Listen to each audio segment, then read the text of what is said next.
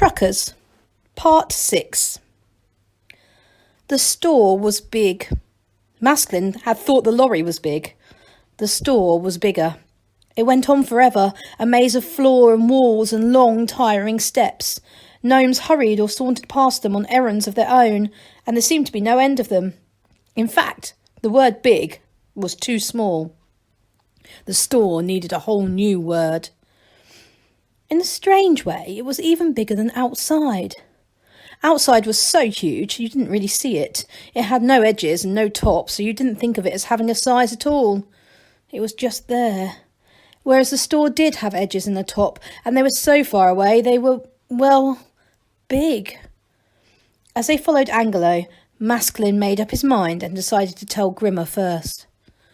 "I'm going back," he said. She stared at him. "But we've only just arrived. Why on earth?" "I don't know. It's all wrong here. It just feels wrong. I keep thinking that if I stay here any longer, I'll stop believing there's anything outside. And I was born there. When I've got you all settled down, I'm going out again. You can come if you like," he added, "but you don't have to." "But it's warm and there's all this food." I said I couldn't explain. I just feel we're being, well, watched. Instinctively, she stared upwards at the ceiling a few inches above them. Back home, anything watching them usually meant something was thinking about lunch. Then she remembered herself and gave a nervous laugh. "Don't be silly," she said. "I just don't feel safe," he said wretchedly. "You mean you don't feel wanted?" said Grimma quietly. "What?" "Well, isn't that true? You spend all of your time scrimping and scraping for everyone, and then you don't need to do it anymore. It's a funny feeling, isn't it?" She swept away. Masklin stood and fiddled with the binding on his spear. Odd, he thought. I never thought anyone else would think like that. He had a few dim recollections of Grimma in the hole, always doing laundry or organising the old women or trying to cook whatever it was he managed to drag home. Odd. Fancy missing something like that. He became aware that the rest of them had stopped. The underfloor stretched away ahead of them, lit dimly by small lights fixed to the wood here and there. Ironmongery charged highly for the lights, Angelo said, and wouldn't let anyone else into the secret of controlling the electric. It was one of those things that made the ironmongery so powerful. "This is the edge of haberdashery territory at the moment," he said. "Over there is millinery country. We're a bit cool with them at the moment. You're bound to find some department to take you in." He looked at Grimma. He said. "We're going to stay together," said Granny Morky. She looked hard at Masklin and then turned back and waved her hand at Angelo. "Go away, young man," she said. "Masklin, stand up straight. Now, forward." "Who are you saying forward?" said Torret. "I'm the leader, I am. It's my job giving orders." "All right," said Granny Morky. "Give 'em then." Torret's mouth worked soundlessly. "Right," he managed. "Forward." Masklin's jaw dropped. "Where to?" he said, as the old woman shooed them along the dim space. "We will find somewhere. I lived through the great winter of 1986, I did," said Granny Morky haughtily. "The cheek of that silly old Duke man. I nearly spoke up. He wouldn't have lasted long in the great winter, I can tell you." "No harm come before us if we obey the thing," said Torret, patting it carefully. Masklin stopped. He had, he decided, had enough. "What does the thing say then?" he said sharply. "Exactly. What does it exactly tell us to do now? Come on, tell me what it says we should do right now." Torret looked a bit desperate. He began. It is clear that if we pulls together and maintains a proper..."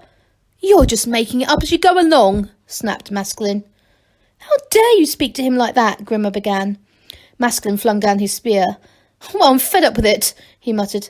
"The thing says this, the thing says that, the thing says every blessed thing except anything that might be useful." "The thing has been handed down from gnome to gnome for hundreds of years," said Grimma.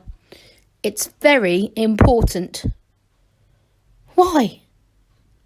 Grimma looked at Torret. He licked his lips. "It shows us," he began, white-faced. "Move me closer to the electricity," said something. The thing seemed to be more important than... What are you all looking at like that for? Said Masklin. Closer to the electricity. Torret, his hand shaking, looked down at the thing. Where there had been smooth black surfaces, there were now little dancing lights. Hundreds of them. In fact, Masklin thought, feeling slightly proud of knowing what the word meant, there were probably thousands of them. Who said that? Said Masklin. The thing dropped out of Torret's grasp and landed on the floor, where its lights glittered like 1,000 motorways at night. The gnomes watched it in horror. The thing does tell you things, said Masklin. Gosh! Torret waved his hands frantically. Not like that, not like that. It ain't supposed to talk out loud. It ain't done that before. Closer to the electricity. It wants the electricity, said Masklin. I'm not going to touch it, replied Torret. Masklin shrugged and then, using his spear gingerly, pushed the thing across the floor until it was under the wires. How does it speak? It hasn't got a mouth, said Grimmer. The thing whirred. Coloured shapes flickered across its surfaces faster than Masklin's eyes could follow. Most of them were red. Torret sank to his knees. It is angry, he moaned. We shouldn't have eaten rat. We shouldn't have come here. We shouldn't... Masklin also knelt down. He touched the bright areas, gingerly at first, but they weren't hot. He felt that strange feeling again, of his mind wanting to think certain thoughts without having the right words. When the thing has told you things before, he said slowly, you know, how we should live proper lives. Torret gave him an agonised expression. It never has, he said. But you said... It used to, moaned Torret. Then old Voozle passed it on to me and he said it used to, but he said that hundreds and hundreds of years ago it just stopped. What? Said Granny Morky. All these years, my good man, you've been telling us that the thing says this, and the thing says that, and the thing says goodness knows what. Now Torret looked like a very frightened, trapped animal. Well, said the old woman menacingly. Said Torret. What old Voozle said was, think about what the thing ought to say, and then say it. Keep people on the right path, that sort of thing. Help them get to the heavens. Very important, getting to the heavens. The thing can help you there, he said. Most important thing about it. What? Said Granny. That's what he told me to do. It worked, didn't it? Masklin ignored them. The coloured lines moved over the thing in hypnotic patterns. He felt that he ought to know what they meant. It was certain that they meant something. Sometimes, on fine days back in the times when he didn't have to hunt every day, he'd climb further along the bank until he could look down on the place where the lorries parked. There was a big blue board there with little shapes and pictures on it, and in the litter bin the boxes and papers had more shapes and pictures on them. He remembered the long argument they'd had about the chicken boxes with the pictures of the old man with the big whiskers on them. Several gnomes had insisted that this was a picture of a chicken, but Masklin had rather felt that humans didn't go around eating old men. There had to be more to it than that. Perhaps old men made chicken.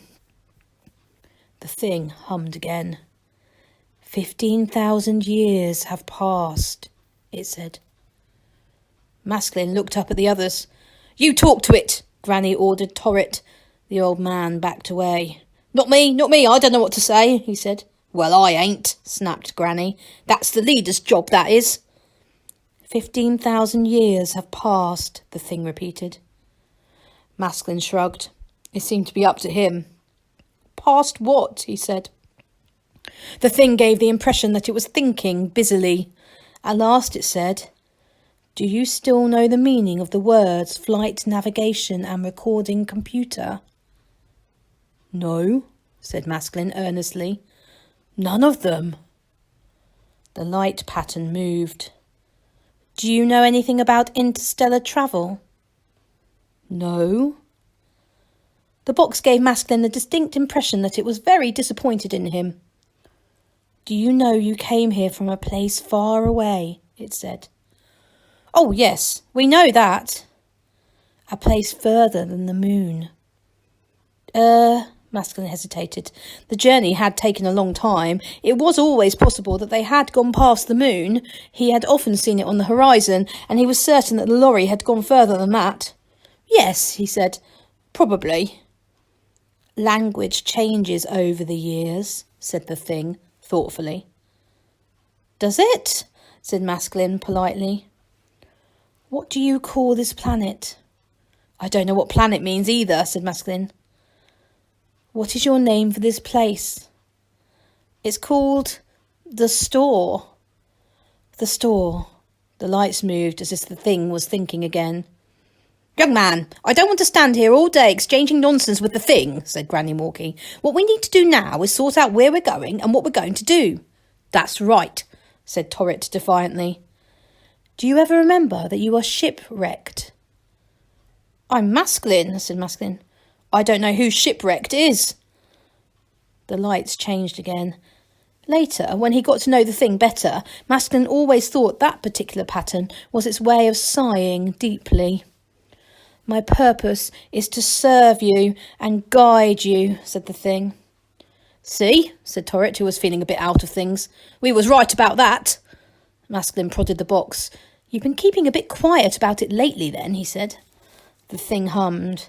"This was to maintain internal power. However, I can now use the electricity." "That's nice," said Grimmer. "You mean sort of drink up the lights?" said Masklin. "That will suffice as an explanation for now," replied the thing. "Why didn't you talk before then?" said Masklin. "I was listening." "Oh." "And now I wait instructions." "In where?" said Grimmer. "I think it wants us to tell it what to do," said Masklin. He sat back on his heels and watched the lights. "What can you do?" he asked. "I can translate, calculate, triangulate, assimilate, correlate and extrapolate." "I don't think we want anything like that," said Masklin. "Do we want anything like that?" he asked the others. Granny Morky appeared to think about it. "No," she said eventually. "I don't think we want any of that stuff. Another banana'd be nice, mind." "I think all we really want is to go home and be safe," said Masklin. "Go home." "That's right." "And be safe." "Yes." Later on, those 5 words became one of the most famous quotations in gnome history. They got taught it in schools, they got carved in stones, and it's sad, therefore, that at the time no one thought they were particularly important. All that happened was that the thing said, "computing." Then all its lights died, except a small green one, which began to flash. "Thank goodness for that," said Grimmer. "What a horrible thing! What shall we do now?" "According to the Anglo boy," said Granny, "we have to live very sad lives."